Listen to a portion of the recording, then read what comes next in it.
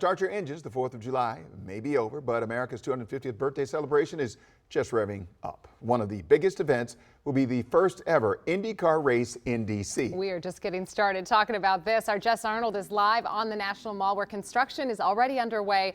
And Jess, it won't be long before this project really starts impacting traffic as well. And just the traffic impact is extensive. Yeah, and it starts this weekend with closures around the National Mall between Constitution and Independence Avenues as the team gets ready to construct this racetrack, even though the Grand Prix itself doesn't take place until August 22nd and 23rd. I want to step out of the way and show you this massive scaffolding that we are seeing as part of this whole concourse and racetrack right in front of the Capitol. It's worth noting that construction will take place overnight with closures from 8 p.m. to 6 a.m. to reduce the impact in the area, but you likely will still see fewer travel lanes each morning. We're certainly seeing a lot of cones and some, condensed lanes here already this morning. Now, here's a map of the race route, closures, and restricted traffic zones. Most of this area is going to be a no parking zone starting tomorrow and lasting through the beginning of September. Now, the Freedom 250 Grand Prix will be the first of its kind, 1.7-mile IndyCar race right here in downtown D.C. During construction, crews will be smoothing out roads, welding shut manholes and building out the concourse. Now, organizer Bud Denker, the president of Penske, says their cars will be going 180 miles an hour down here, so they need to prep the roads properly. As for tickets, Denker says they're already gone. We'll see 140,000 people here each day, with 70,000 inside the race circle. He said security and screening for the events will be similar to what we saw July 4th weekend, the weather of which taught them some lessons.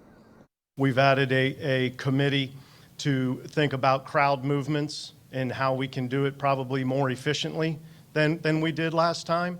But Now, there will also be some flyovers throughout the Grand Prix weekend, so that will disrupt air travel both at DCA and Dulles, so look out for that if you plan to fly in or out those days. In terms of who's paying for all of this, we always like to ask that.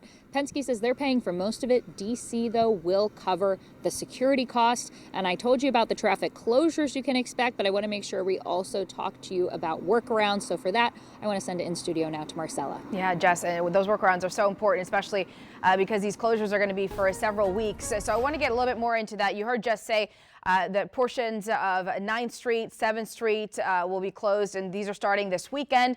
One on Saturday, one on Sunday, and they'll be closed daily from 8 p.m. We'll reopen again at 6 a.m., so just keep that in mind. And we will get more of those closures the closer that we get to this actual race. Again, still about 22 days away. So as far as your workarounds, the best bet right now and advice is to use Metro. When we see those road closures, especially the closer we get to the race itself, there aren't going to be a lot of shortcuts that you'll be able to use downtown. So Metro is going to be your best bet. Traveling around and not through the downtown area, that's going to be your other bet as well. Make sure you cross the Potomac outside. So instead of using the 14th Street Bridge, you can use some alternate bridges as well. Roosevelt Bridge, the Key Bridge is always a good option as well. And of course, just try to avoid that area, especially the closer that we get to this race itself. And we'll, of course, keep you posted as those road closures continue to go into place. All right, Marcella, thank you.